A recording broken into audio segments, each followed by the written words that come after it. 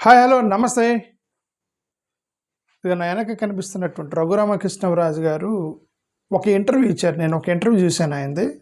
So ఆ video నేను play చేయట్లేదు, ఎందుకంటే వాళ్ళ ఛానల్ మనం ప్లే చేయకూడదు. ఆ ఇంటర్వ్యూ విన్న తర్వాత నాకున్న కొన్ని డౌట్లు క్లారిఫై అయ్యాయి. నేను గతంలోనే మీకు ఒక పెద్ద ప్రజెంటేషన్ ఇచ్చాను డాక్యుమెంట్స్తో సహా. అది దళిత సత్రం అని నేను నిరూపించా గతంలోనే. ఆయన ఇంటర్వ్యూ అయిన తర్వాత ఆ సీక్వెన్స్ ఆఫ్ ఆర్డర్ మార్చి ఇంకొకసారి మళ్ళీ రీప్రజెంట్ చేస్తున్నాను, ఎందుకంటే ఆయన ఇంటర్వ్యూ ఇచ్చిన తర్వాత నాకు ఇంకొద్దిగా క్లూ ఇచ్చాడనమాట అతను. సో హిస్టారికల్గా వెళ్ళి ఇంకొకసారి చూపిస్తున్నాను. నా ఓన్లీ ఇంటెన్షన్ ఏంటంటే అది దళిత సత్రం, అది రామాలయం అయినా ఏదైనా సరే it doesn't matter for us. కాకపోతే ఏంటంటే ప్రజలకి సత్యం తెలియాలి, అందుకని అది దళిత సత్రం అని నిరూపించడానికి నా ప్రయత్నం. మరోవారు ఇంకదే ఇప్పుడు స్ట్రిక్ట్ ఆఫీసర్ ఒక స్ట్రిక్ట్ ఆఫీసర్ ఎప్పుడు కూడా స్మగ్లర్స్ని వాళ్ళని పట్టుకోవాలి, కానీ రోడ్డు మీద అమ్ముకునే కూరగాయలు అమ్ముకునే వాళ్ళని, రోడ్డు మీద కూర్చొని టమాటాలు అమ్ముకునే వాళ్ళ మీద పడకూడదు స్ట్రిక్ట్ ఆఫీసరు. ఇప్పుడు నేను స్ట్రిక్ట్ ఆఫీసర్ని అని చెప్పేసి పేదల ఇళ్ళని పడగొట్టడం, ఇంకదే చేస్తున్నాడు. పేదల ఇళ్ళని పడగొట్టడం, కరెంటుకి తీసేయటం, చర్చిలకు నోటీసులు ఇవ్వటం, ఇవన్నీ చేస్తున్నారు. ఓకే సరే, anyway there are certain things which are not our in hand. మన హ్యాండ్లో ఉన్నది మనం చేయగలిగింది చేయాలి. నేను నిన్న ఒక వీడియో పెట్టి నా వాట్సాప్లోకి వెళ్ళి మీరు నా ఛానల్ని ఫాలో అవ్వండి, PROF రమేష్, ప్రొఫెసర్ రమేష్కి ఫాలో అవ్వండి అని అంటే ఆ వీడియోని 350 మంది లైక్ చేశారు. వీడియోని 350 మంది లైక్ చేశారు, కానీ యాక్చువల్గా వాట్సాప్లోకి వచ్చి ఫాలో అయింది 50 మంది. మరి ఆ వీడియోకి ఎందుకు లైక్ కొట్టారు? ఆ వీడియో మరి నాకు అంటే వీడియోలు కూడా చూడకుండా లైక్లు కొడుతున్నారా మీరు? నాకు డౌట్ వచ్చింది. ఓకే సరే, ఇప్పుడైనా సరే నా వాట్సాప్ ఛానల్లోకి వెళ్ళి PROF రమేష్ అని సెర్చ్ చేస్తే వాట్సాప్ ఛానల్ వచ్చింది, దాన్ని మీరు ఫాలో అవ్వండి. ఒక 1000 మెంబర్స్ అయిన తర్వాత అంటే నాకు కన్ఫర్మ్డ్గా నమ్మకం వచ్చింది. మనోళ్ళు కూడా సీరియస్గా ఉన్నారు. నా ఒక్కడికి సీరియస్ ఉంటే సరిపోదు, మనోళ్ళు కూడా సీరియస్గా ఉన్నారన్నప్పుడు అప్పుడు మన ప్రభుత్వాలకు నిరసన తెలపటం అవన్నీ కూడా అప్పుడు కొద్దిగా జాగ్రత్తగా చూద్దాం. Okay that reflects. మీరు ఇప్పుడు నా ఛానల్లోకి వెళ్ళి మీ వాట్సాప్ ఓపెన్ చేసి ఈ యొక్క అప్డేట్ కొట్టి సెర్చ్ చేసి రమేష్ PROF రమేష్ అని సెర్చ్ చేసి ఆ ఛానల్ని మీరు ఫాలో కొడటానికి 1 నిమిషం టైం తీసుకోవాలి. సీరియస్గా ఉన్న వాళ్ళు అది చేస్తారు, సీరియస్నెస్ లేని వాళ్ళు చేయరు. So that reflects whether you are serious about this issue or not. అందుకని మీకు ఒక చిన్న పని పెట్టాను, వాట్సాప్లోకి వెళ్ళి నా యొక్క ఛానల్ని మీరు ఫాలో అవ్వండి. ఓకే ఇప్పుడు ఈ రఘురామకృష్ణరాజు గారు ఆడియో ఫస్ట్ వినిపిస్తాను, ఆ తర్వాత మీకు ప్రజెంటేషన్ చేస్తాను. ఆయన ఎక్కడెక్కడ అన్నారు మొత్తం కుదరదు. 14 నిమిషాల వీడియో, ఇక 14 నిమిషాల వీడియో మాట్లాడారు ఆయన ఇంటర్వ్యూ. సో మొత్తం కుదరదు, అక్కడెక్కడ చూపిస్తాను, అది వినండి.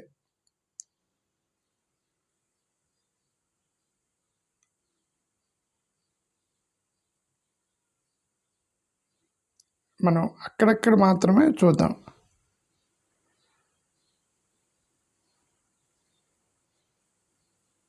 ఎడిపోయింది ఇది. రాజకీయాల విషయానికి వస్తే పెద్దపేట బట్ ఎవరైతే so they are no more,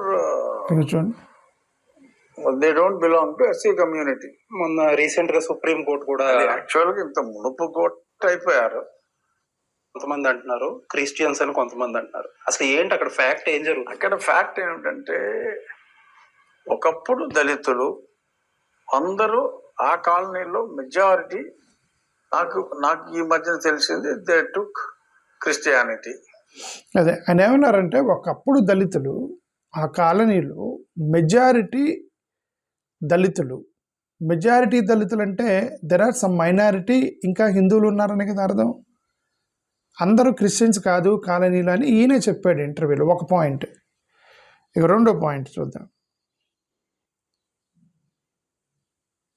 లోపాలు, రాజకీయ నాయకుల పొలిటికల్ వీక్నెస్లు ఇవన్నీ వారికి ఒక ఊతంగా పనిచేసినాయి. మీరు నా రచ్చబండ్ల పాతే చూసుంటే నేను 5-6 సంవత్సరాల issue గురించి క్రితమే మీరు- ఇదే ఇష్యూ మీద చాలా స్పష్టంగా నేను చెప్పడం జరిగింది. ఒకసారి మతం మారితే they don't have any right even to file and FIR under SC/ST atrocity rule కింద ఫైల్ చేయడానికి కూడా లేదు. ఆయన సెకండ్ ఇష్యూ SC/ST కేసులు పెడుతున్నారని దాన్ని తప్పించుకోవడానికి ఈయన బాధ, ఆయన మీద SC/ST కేసులు పెట్టారట, అది ఆయన బాధ. ఇక మూడోది చూద్దాం.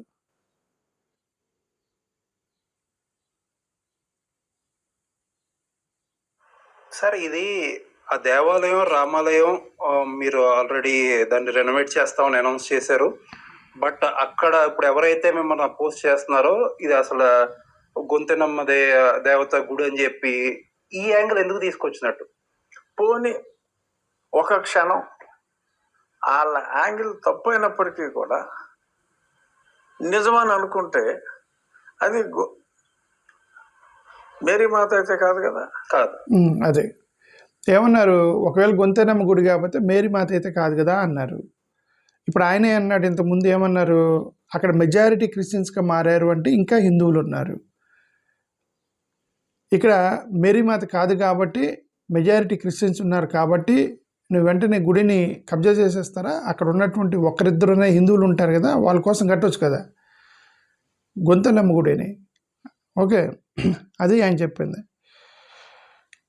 ఇక మేజర్ ఇష్యూ డాక్యుమెంట్స్ గురించి మాట్లాడారు. ఆ డాక్యుమెంట్స్ గురించి చూడండి ఏమన్నారు. కాదు, షీఈస్ నాట్ అదే మనకు ఇట్ వాళ్ళే కరెంట్ బిల్ కడుతున్నారు. కరెంట్ బిల్లు ఇన్వాయిస్ వీళ్ళ దేవత అని వీళ్ళు మాట్లాడేది నిజమైతే ఆలయం గొంతెనమ్మ ఆలయం అని ఉండాలి. కరెంట్ ఇన్వాయిస్ మీద బిల్ ఇటు కట్టాలి, అంతే కదా. అవును, కామన్ సెన్స్ పాయింట్. వాళ్ళు మాట్లాడేది అబ్సల్యూట్ నాన్ సెన్స్. అది పివి సునీల్ కుమార్ ఇలాంటి వాళ్ళ గ్రూపుల్లో తిప్పుకుంటున్నారు అది అంతే. ఇన్వాయిస్ నేను ఒక 10 ఇన్వాయిస్లు తెప్పించా. 90s, 2000, 2010 అన్ని లేటెస్ట్ అన్నీ కూడా రామాలయం అనే ఇన్వాయిస్ రేట్ చేస్తున్నారు. అదే కరెంటు బిల్లులు ఏమి ఇన్వాయిస్లు చూశాడు ఆయన 1990s, 2000, 2010. ఓకే, గతంలో ఒక జర్నలిస్ట్ కూడా చెప్పాడు 30 సంవత్సరాల నుంచి కరెంటు బిల్లు కడుతున్నారు. ఎప్పటి నుంచి కడుతున్నారు? 1990s నుంచి కరెంటు బిల్లు కడుతున్నారు. అంటే వాళ్ళ దగ్గర ఉంది, గతంలో కట్టి ఉండొచ్చు, బట్ వాళ్ళకి దొరికిన ఇన్వాయిస్లు 1990s నుంచి దొరికాయి. అండి అక్కడున్న వైశ్యులు BHPకి సంబంధించిన వారు వాళ్ళే ఆ కరెంట్ బిల్ పే చేస్తున్నారు. ఎవిడెన్స్ ఇది మనకి ఈ ఇంటర్వ్యూలో బ్రేక్ త్రూ. ఇది ఆ కరెంటు బిల్లు కడుతుంది ఎవరు? విశ్వ హిందూ పరిషత్ వాళ్ళు కడుతున్నారు. ఇది బ్రేక్ త్రూ, దీనికి కనెక్షన్ ఉంది. ఈ వీడియో చూడండి జాగ్రత్తగా. విశ్వ హిందూ పరిషత్ వాళ్ళు ఎందుకు కడుతున్నారు కరెంటు బిల్లు అనేది. నెక్స్ట్, గొంతెనమ్మ అని చెప్పి మాట్లాడేవాడు ఆడు కరెంటు బిల్లు కట్టలేదు, అది ఎప్పుడు ఆ గుళ్ళో కాలు పెట్టలేదు. ప్రతి రామనవమికి అక్కడ వడపప్పు ఇచ్చి పానకం. గొంతెనమ్మ దేవాలయం కాన్సెప్ట్ ఏంటంటే ఊర్లో ఆ ఊర్లో ఆవిడకి ఒక రూపం ఇచ్చి మన పోలేరమ్మ లోకాల. నేను నిన్న ఒక రామాలయానికి రామనవమి రోజు చిన్నమరం అనే విలేజ్ లో, అది ఇప్పుడు భీమవరం కాన్స్టిట్యున్సీలో ఉంది, ఒకప్పుడు ఉండిలోనే ఉండేది. అది ఆ చిన్నమరం అనే గ్రామంలో రామాలయానికి నేను వెళ్ళటం జరిగింది. అదే రామాలయంలో గడిచిన అట్ల తద్దికి కూడా ఈ ఇంకొకటి 1932 RS చేసి ఆ పక్కన ఉన్న చెరువులో నిమజ్జనం కూడా చేశారు. ఇది అక్కడక్కడ ఆ సంప్రదాయాన్ని కొనసాగిస్తున్నారు. ఇక్కడ అది ఎప్పుడో చేయలే. ఇక్కడ ఉన్నది కూడా మట్టి నంది కాకుండా ఒక రాతి నందీశ్వరుడు విగ్రహం ఉంది అక్కడ. ఏమన్నారు? ఆ గుడిలో ఒక రాతి నందీశ్వర విగ్రహం ఉంది, మట్టి నందీశ్వర రాతి నందీశ్వర విగ్రహం ఉంది అని ఈయన కన్ఫర్మ్ చేశారు. ఎక్కడ ఇప్పుడు ఏదైతే రామాలయం అని వీళ్ళు గొడవ చేస్తున్నారో అక్కడ రాతి నందీశ్వర విగ్రహం ఉంది.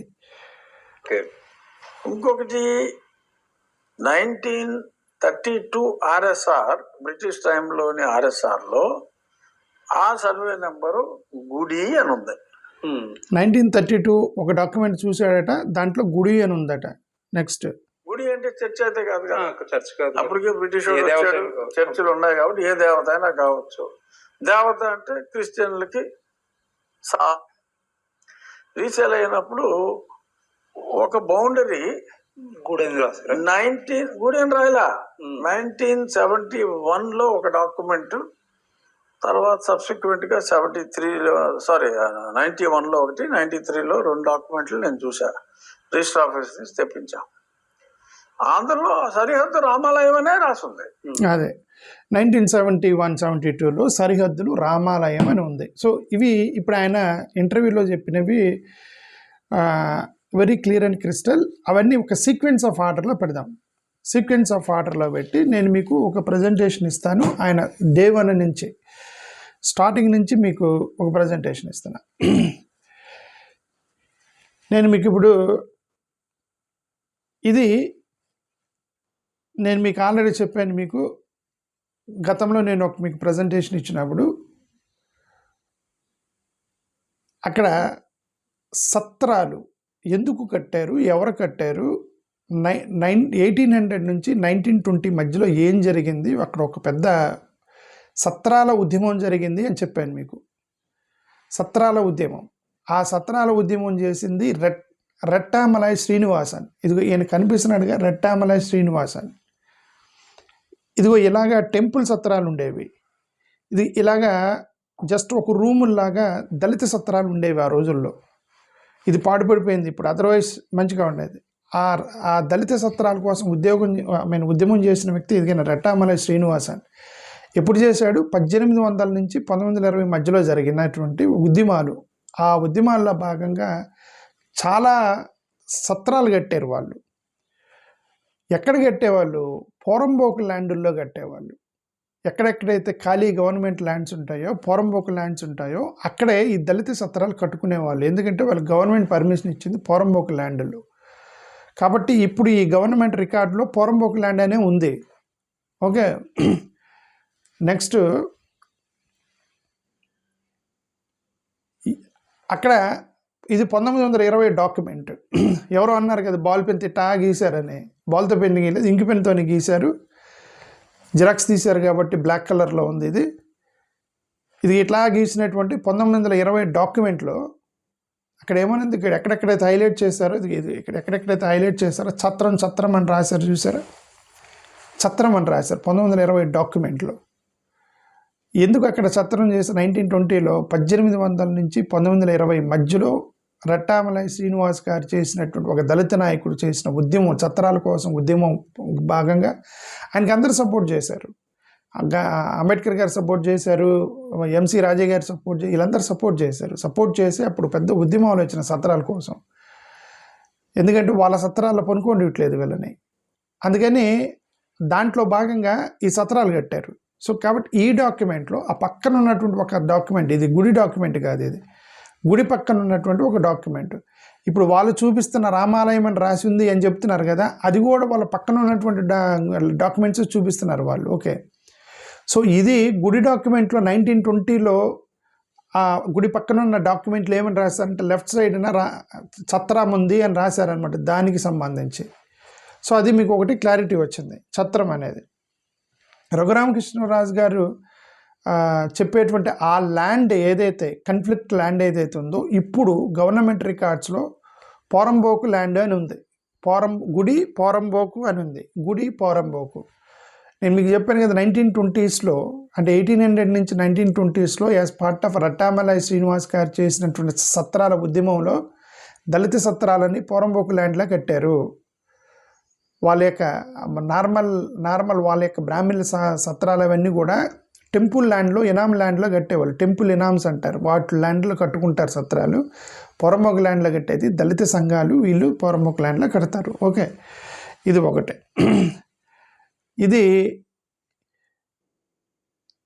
ఇది సత్రమా కాదా అని 2017లో గవర్నమెంట్ చేసినటువంటి స్టాంప్.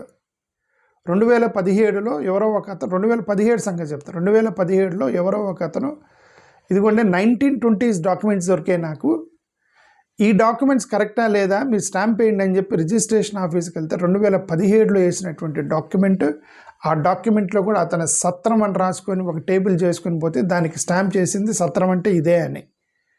అంటే అర్థం 1920 తర్వాత సంగతి 2017లో the registration office confirmed that is సత్రం.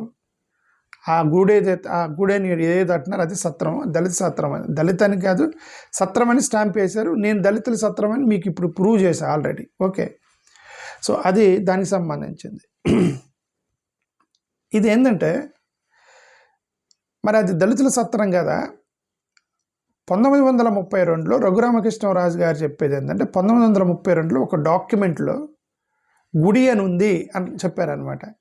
మరి దళితుల సత్రం గుడిగా ఎలా మారిందంటే ఆ టైంలో 1920sలో ట్రెడిషనల్గా అందరూ ఈయనొక్కరే, ఆ ఒక్క గుడే కాదు, ఆంధ్రప్రదేశ్ మొత్తం కూడా, ఆంధ్రప్రదేశే కాదు, తమిళనాడు, మద్రాస్ ప్రెసిడెన్సీ అన్ని చోట్ల కూడా దళితులకి సపరేట్ గుడులు లేవు. ఎందుకు దళితులకి సపరేట్ గుడులు లేవు అంటే వీళ్ళు పూజించేటువంటి పోలేరమ్మ, పోచమ్మ, పోలేరమ్మ, మాడియమ్మ, దాన్ని మరియమ్మ అని కూడా అంటారు. ఓకే, మాడియమ్మ, ఇంకిదిలా గొంతులమ్మ, వీళ్ళందరూ కూడా unrecognised gods according to their హిందుత్వ.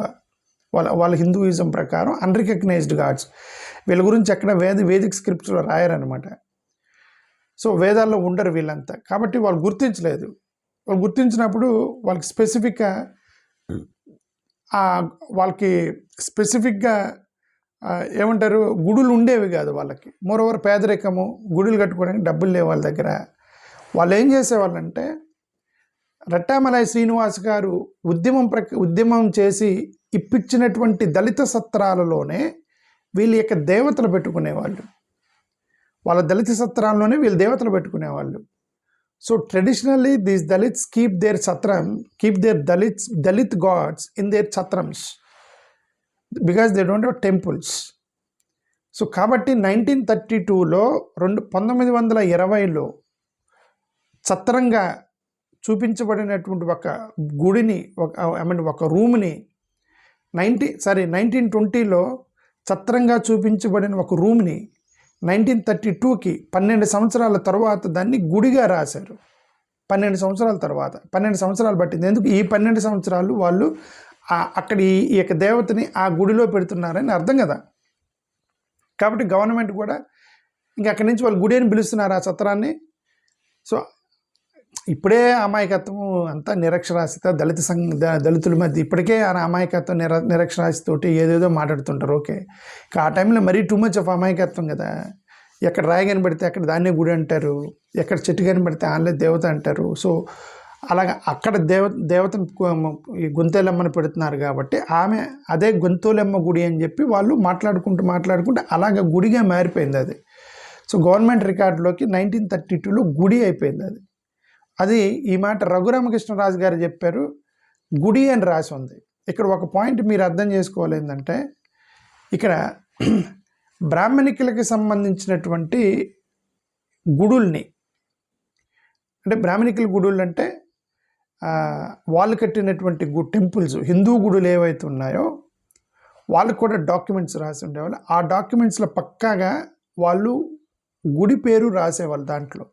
ఇది మీకు ఎగ్జాంపుల్ ఒక 1930sలో ఉన్నటువంటి తమిళనాడుకి సంబంధించిన ఒక డాక్యుమెంట్ చూపిస్తున్నా. దాంట్లో క్లియర్గా రాసింది రామాలయం అని చెప్పి. ఓకే, వాళ్ళు రాసినటువంటి డాక్యుమెంట్స్లో క్లియర్గా రామాలయం అని రాస్తారు వాళ్ళు. దళితులకి సంబంధించిన దేవతలకి రామాలయం అని కానీ గొంతులమ్మ అని కానీ రాయరు. ఎందుకంటే వాళ్ళ దేవతలు రికగ్నైజ్డ్ కాదు వాళ్ళ ప్రకారం. సో కాబట్టి 1920-30sలో డాక్యుమెంట్స్లో దళితులకు సంబంధించిన గుడులకి జస్ట్ గుడి అని రాస్తారు తప్ప పేరు రాయరు. ఈ ఓన్లీ రామాలయాలు, వెంకటేశ్వర స్వామి ఇట్లాంటి మాత్రమే గుడుల పేర్లు రాసి డాక్యుమెంట్స్కి సృష్టించేవాళ్ళు.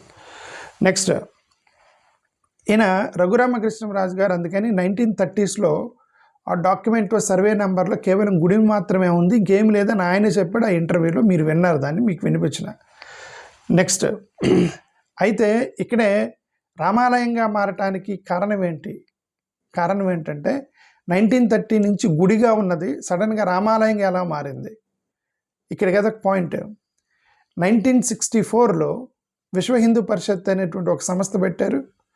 1964లో విశ్వ హిందూ సంస్థ పెట్టింది ఎంఎస్ గోల్వాల్కర్. ఎంఎస్ గోల్వాల్కర్ ఆర్ఎస్ఎస్ని స్టార్ట్ చేసినటువంటి నాయకుల్లో ఈయన కూడా ఒకడు. మరి ఆల్రెడీ ఆర్ఎస్ఎస్ ఉంది కదా, విహెచ్పి ఎందుకు మళ్ళీ విశ్వ హిందూ పరిషత్ ఎందుకు పెట్టారని మీకు డౌట్ రావచ్చు. ఆల్రెడీ ఆర్ఎస్ఎస్ అనే సంస్థ ఉంది కదా, మళ్ళీ విహెచ్పిని ఎందుకు పెట్టారు విశ్వ హిందూ పరిషత్ అని ఎందుకు పెట్టారంటే this VHP has a different objective, RSS has a different objective and Vishwa Hindu Parishad have different objective.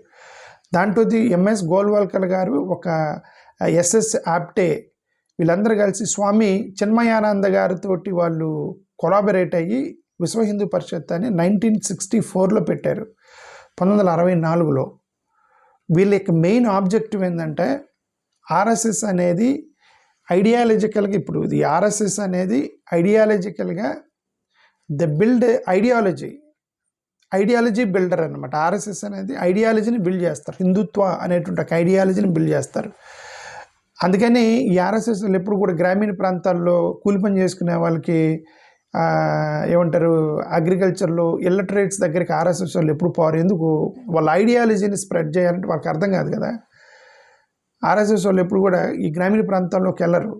ఎందుకంటే the main purpose of RSS to build ideology. ఎక్కడ ఐడియాలు బిల్డ్ చేయగలరు? స్టూడెంట్స్ మధ్య, ఎడ్యుకేటెడ్ పీపుల్ మధ్య, కలెక్టర్లను, ఐఏఎస్ ఆఫీసర్ని, గవర్నమెంట్ ఎంప్లాయీస్ని వాళ్ళని ఫోకస్ చేస్తారు ఆర్ఎస్ఎస్ వాళ్ళు. ఎప్పుడు గ్రామీణ ప్రాంతాల్లోకి వెళ్ళరు.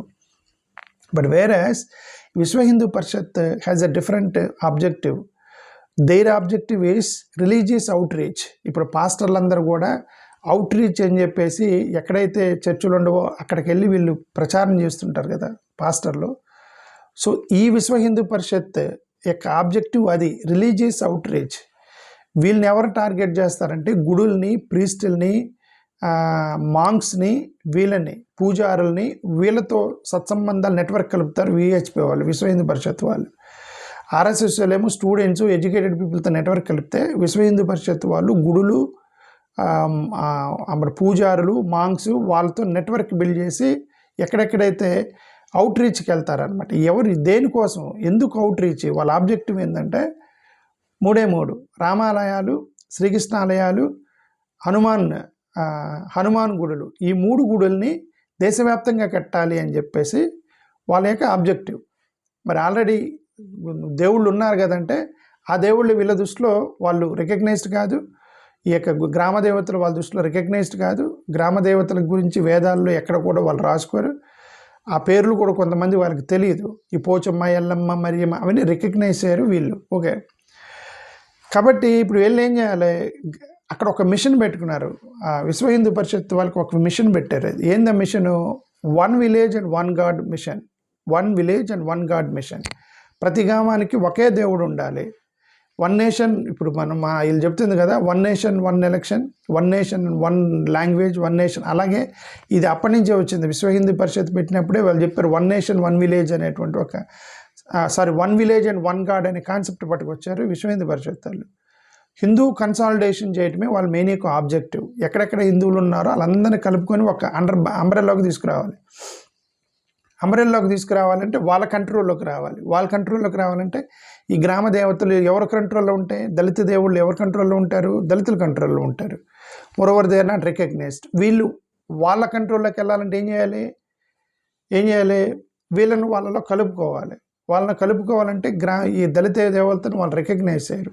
సో వీటిని వాళ్ళగా ఈ యొక్క దళితకు సంబంధించిన గుడులు మొత్తం రామాలయాలుగా మార్చాలి, లేదా శ్రీకృష్ణ దేవాలయాలుగా మార్చాలి, లేదా హనుమాన్ దేవాలయాలుగా మార్చాలి.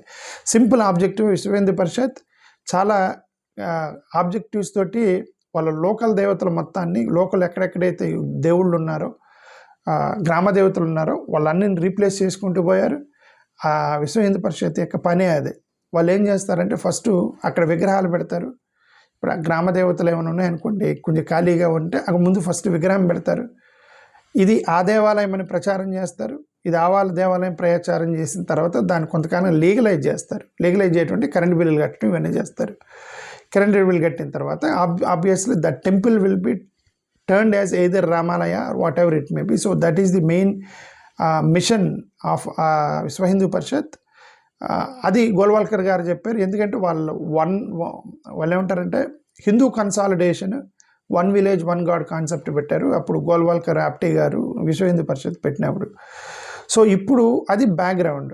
ఇప్పుడు మీకు అర్థమైంది ఈ యొక్క గ్రామ దేవత అయినటువంటి గొంతేలమ్మ గుడి 1930 నుంచి 1964 తరువాత రఘురామకృష్ణరాజు గారు చెప్పినట్టు నేనేం చెప్పారు, ఫస్ట్ వాళ్ళు విగ్రహం పెడతారు అక్కడ, తర్వాత దాన్ని బ్రాండింగ్ చేస్తారు. ఇప్పుడు ఈయన రఘురామకృష్ణరాజు గారు ఇంటర్వ్యూలో ఏం చెప్పారు, 1970-71 మధ్యలో వాళ్ళ దగ్గర డాక్యుమెంట్స్ లేవు, రామాలయం అని ఎక్కడ డాక్యుమెంట్స్ లేవు 70-71లో. అక్కడ ఏముంది, ఎవరో రాసుకున్న డాక్యుమెంట్స్లో పక్కన ఈ యొక్క మార్జిన్, నేను 1920 డాక్యుమెంట్ చూపించి ఎవరో పక్కన రాసుకున్న చత్తనం అని రాశారని చెప్పాను కదా, ఇదే చెప్పాడు. ఇప్పుడు ఈయన పక్కన ఉన్నటువంటి ల్యాండ్స్ రీసేలింగ్ అవన్నీ చేసేటప్పుడు వాళ్ళు పక్కన రామాలయం అని రాశారని చెప్పాడు ఈయన రఘురామకృష్ణరాజు గారు. అంటే అప్పటికి వీళ్ళు కరెంటు బిల్లులు కట్టలేదు కానీ బ్రాండింగ్ చేశారు రామాలయం అని. దాన్ని 1964లో విశ్వ హిందూ పరిషత్తులు పెట్టారు. ఆ తర్వాత దాన్ని ఒక ఏదో విగ్రహాలు పెట్టి అక్కడి నుంచి బ్రాండింగ్ చేశారని అర్థం. ఇది రామాలయం అని బ్రాండింగ్ చేశారు. బ్రాండింగ్ చేసిన తర్వాత 1970-71లో వీళ్ళు కరెంటు బిల్లులు కట్టుకుని ఎప్పటి నుంచి కడుతున్నారో తెలియదు. రఘురామకృష్ణరాజు గారి ప్రకారం కరెంటు బిల్లులు వాళ్ళకు దొరికింది 1990 నుంచి. 1919 నుంచి కరెంటు బిల్లులు కట్టుకుంటూ పోయారు. ఎందుకు 1990లో కరెంటు బిల్లులు అక్కడి నుంచి కట్టుకుంటూ పోయారంటే 1990లో విశ్వ హిందూ పరిషత్తులకి ఇంకొక మూవ్మెంట్ జరిగింది. అదే అగ్రెసివ్ దళిత్ పెనట్రేషన్ చేశారు 1990 నుంచి. దళితుల మధ్యకి విశ్వ హిందూ పరిషత్తుని అగ్రెసివ్గా తీసుకెళ్ళింది 1990 నుంచి. అక్కడి నుంచి వాళ్ళు కరెంటు బిల్లు కట్టుకుంటూ పోయారు అనేది రఘురామకృష్ణరాజు గారు చెప్పారు. ఏమని, ఈ విశ్వ హిందూ పరిషత్ నీకు వినిపించాను కదా, విశ్వ హిందూ పరిషత్తులు కరెంటు బిల్లు కట్టారు అని రఘురామకృష్ణరాజు గారే చెప్పారు ఆయన ఇంటర్వ్యూ. నేను అందుకే చెప్పాను, ఆయన ఇంటర్వ్యూ చూసిన తర్వాత ఆయనే క్లూ ఇచ్చాడు చాలా అని. సో అది జరిగింది. ఇంకొకటి చెప్పారు రఘురామకృష్ణరాజు గారు. ఏమని, ఏం చెప్పిందండి ఇది చూడండి, ఇది ఏం చెప్పారు, అక్కడ మట్టితో చేసిన వీళ్ళందరూ కూడా మట్టితో అట్ల తద్ది రోజు మట్టితోటి ఒక విగ్రహం చేసి ఊరేగించి సందాలు తీసుకుంటారు, కానీ అక్కడ మట్టితో లేదు, ఈ విగ్రహం ఉందన్నారు. రాతితో చేసిన నంది విగ్రహం ఉందన్నారు. That is a big clue. అది మన దళిత దేవత అయినటువంటి గొంతెలమ్మ గుడి అంటానికి ద బిగ్గెస్ట్ క్లూ రఘురామకృష్ణరాజు మనకి ఇచ్చింది ఆ ఇంటర్వ్యూలో. అక్కడ నంది దేవత ఉందనేది. రామాలయాల్లో ఎప్పుడు కూడా నందిని పెట్టరు, ఎందుకంటే నంది అనేది శివునికి సంబంధించింది. ఈ భారతదేశంలో శైవం వేరు, వైష్ణవం వేరు. వైష్ణవ గాడులు రాముడు, కృష్ణుడు, ఆంజనేయ స్వామి వీళ్ళందరూ వైష్ణవ గాడులు. శివుడు అనేది శైవంకి సంబంధించింది. సో రామాలయాల్లో మీకు ఎక్కడ కూడా ఈ నంది కనబడదు. ఆయనే రఘురామకృష్ణరాజు గారు చెప్పారు, ఆ గుడిలో రాతితో చేసిన నందీశ్వరుడు మాత్రమే ఉంది, మట్టితో చేయలేదని చెప్పాడు ఆయన. అంటే అర్థం డెఫినెట్గా దట్ టెంపుల్ బిలాంగ్స్ టు శైవంకి సంబంధించింది, వైష్ణవుకి సంబంధించింది కాదు. శైవంకి సంబంధించి అంటే ఈ యొక్క గ్రామ దేవతలు వీళ్ళందరూ కూడా అప్పుడు శైవమే, నాట్ వైష్ణవ దేవతలు కాదు వాళ్ళు. ఎందుకు, శివుడు అనేది ఆది కాలం నుంచి వస్తున్నటువంటి దేవుడు. భారతదేశానికి ఆది కాలం ది యాన్షియంట్ గాడ్ ఎవరంటే శివుడు అనమాట. సో ఆ శివుడు ఆ శైవం ప్రకారమే ఆ యొక్క రూపాల్లోనే ఆ యొక్క స్ట్రక్చర్లోనే ఈ దళిత దేవతలు పోచమ్మ, ఎల్లమ్మ వీళ్ళందరూ కట్టుకున్నారు. సో కాబట్టి ఆ గుడిలో నందీశ్వరుడు, శివునికి సంబంధించిన నందీశ్వర గుడి ఉంది. ఎందుకంటే ఈ ఎల్లమ్మ, పుల్లమ్మ వీళ్ళందరూ ఎవరైతే దేవతలు ఉన్నారో వాళ్ళు శివుని స్ట్రక్చర్లో కట్టుకున్నారు అనమాట. సో అది సంగతి. అంటే ఆయనే క్లూ ఇచ్చాడు, అక్కడ నందీశ్వరుడు ఉంది. నందీశ్వరుడు ఉన్న చోట రామాలయం కాదని దాన్ని శైవానికి సంబంధించిన టెంపుల్ అంటారు. సో 100% అది దీనికి సంబంధించింది, ఇది గొంతెలమ్మకి సంబంధించిన దేవత అని ఆయనే క్లూ ఇచ్చినట్టు. సో అల్టిమేట్గా ఆయన ఏమంటాడంటే, మరి మీరు ఎందుకు బిల్లు కట్టలేదు, మేము కట్టాం కదా అని. అది ఆయన చెప్పారు, విశ్వ హిందూ పరిషత్తులు అక్కడ ఉన్న వైశ్యులు కట్టారు కరెంటు బిల్లు, మీరు ఎందుకు కట్టలేదు, మేము ఎందుకు కట్టామో అని అన్నాడు. ఎందుకంటే మీకు ఒక మిషన్ ఉంది, మీకు ఒక ఆర్గనైజ్డ్గా స్ట్రక్చర్డ్గా, అదే చెప్తున్నా 1964లో విశ్వ హిందూ పరిషత్ పెట్టారు. తర్వాత వాళ్ళు ఫస్ట్ బ్రాండింగ్ చేశారు, ఆ తర్వాత కరెంటు బిల్లు కట్టుకుంటారు, ఒక ప్లాన్గా వెళ్ళారు. అది ఈ దళితులకి అర్థం కాలేదు, మీరు ఏం చేస్తున్నారో. వీళ్ళు అందుకని వదిలేసి ఉంటారు దాన్ని, అంతే సింపుల్గా. Because you have a structurised organisations like RSS, Vishwa Hindu పరిషత్ లాంటివి స్ట్రక్చరైజ్డ్ ఆర్గనైజేషన్స్ ఉన్నవి. మీరు అండర్ గ్రౌండ్లో ఏం వర్క్ చేస్తున్నారో ఈ ప్రజలకు తెలియదు. సో కాబట్టి వాళ్ళు కరెంటు బిల్లు కట్టి ఉంటారు. So more over current bill అనేది దట్ ఈస్ నాట్ యువర్ ఏమంటారు ప్రూఫ్ కాదు. అది current bill is not the proof of a land document. అది ఓన్లీ అడ్రస్ ప్రూఫ్ కూడా మేము కరెంటు బిల్ మీకు కరెంటు బిల్ అంత క్లియర్గా లేదు, అడ్రస్ ప్రూఫ్కే తీసుకోవట్లేదు ఎవడు కరెంటు బిల్ని మధ్య. దాన్ని బట్టి మీరు ప్రూఫ్ ఎలా చెప్తారు? సో అల్టిమేట్గా నేను చెప్పేది ఏంటంటే రఘురామకృష్ణరాజు గారు ఇచ్చినట్టు ఇంటర్వ్యూ బట్టి నాకు అర్థమైంది అది మా దళిత సత్రం. మా దళిత సత్రాన్ని గొంతెలెమ్మ గుడిగా మారింది. ఆ తర్వాత వీళ్ళు విశ్వ హిందూ పరిషత్కు సంబంధించిన 1 విలేజ్ 1 నేషన్ కాన్సెప్ట్లో స్లోగా దాన్ని రామాలయంగా మీరు మార్చారు. ఇప్పుడు రఘురామకృష్ణరాజు ఏమంటాడు, సరైన గొంతెలెమ్మ గుడే బట్ మీరు క్రిస్టియన్స్ కదా అంటాడు. ఆయన చెప్పాడు ఇంటర్వ్యూలో మెజారిటీ క్రిస్టియన్స్గా మారారని తెలిసింది అంటే అర్థం మైనారిటీ కొంతమంది ఇంకా హిందువులు ఉన్నారు, వాళ్ళ కోసం మీరు ఎందుకు కట్టకూడదు? అది కూడా పాయింటే కదా. సో ఏ యాంగిల్లో చూసినా సరే మీ ఆర్గ్యుమెంట్ బలవంతంగా తీసుకెళ్ళి రామాలయం కట్టడం అనేది మీ ఆర్గ్యుమెంట్ అనేది అంత స్ట్రాంగ్గా లేదు. ఇప్పటికి కూడా నేను వ్యతిరేకం కాదు, మీరు అక్కడ ప్రజల్ని కన్విన్స్ చేసి కట్టండి. ఆయన బెదిరిస్తున్నాడు రఘురామకృష్ణరాజు గారు, చర్చలు లిస్ట్ పెట్టాడు, ఏదేదో వీడియోలు పెట్టాడు, ఇది ఈ చర్చలకు నోటీస్ ఇస్తారు అంటే బెదిరిస్తూ కట్టుకుంటూ పోతున్నాడు. అది కరెక్ట్ కాదని నా ఉద్దేశం. ప్రజాపాలన ప్రజాబద్ధత ఎప్పుడు కూడా ప్రజల ఆమోదంతో చేసుకుంటూ పోవాలి, బలవంతంగా చేయకూడదు. నేను ప్రతిసారి దీనికి నేను కట్టుబడి ఉంటా. ఇది కులాధిపత్యం మీద తప్ప మతాధిపత్యం కాదు. కులాల మీద వాళ్ళు ధనిక ఆధిపత్య కులాలు కాబట్టి ఇక ఈ యొక్క ఎస్సీ ఎస్టీల మీద దౌర్జన్యం చేస్తూ ఉంటారు, వాళ్ళు చేస్తున్నారు అంతే. థ్యాంక్ యూ, నమస్కారం.